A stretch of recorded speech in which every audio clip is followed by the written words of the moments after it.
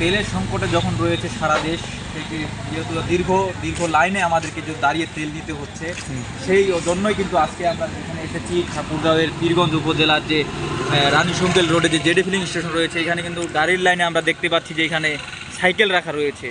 তা দীর্ঘ সময় যেহেতু আমাদের তেল নিতে সময় লাগতেছে, এবং কি আগের রাতেই যেহেতু আমরা গাড়িগুলো পাম্পের পাশে পাম্পের ভিতরে সহ রেখে যাচ্ছি, তার জন্য কিন্তু আজকে এই যে সাইকেল রেখে ইনারা কিন্তু চলে গেছেন। সাইকেলে মনে হয় আগামীকালকে তেল দিবে এরকম পরিকল্পনা চলতেছে।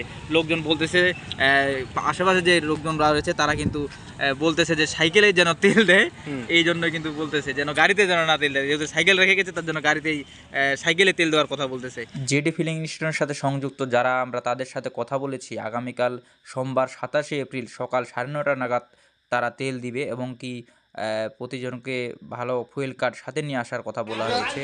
তবে এরকমই ভাবে সারিবদ্ধভাবে যেরকমভাবে তেল দিচ্ছে তারা কিন্তু সুন্দর সুশৃঙ্খলভাবে তেল নেবে। এটি হচ্ছে পাম্পের ভিতরের দৃশ্য, যে পাম্পের যে মেন জায়গাটি রয়েছে সেখানে কিন্তু আজকেই প্রায় 1.5 থেকে 200 গাড়ি ভিতরে প্রবেশ করে দেখে গেছেন তেলের গ্রাহকরা।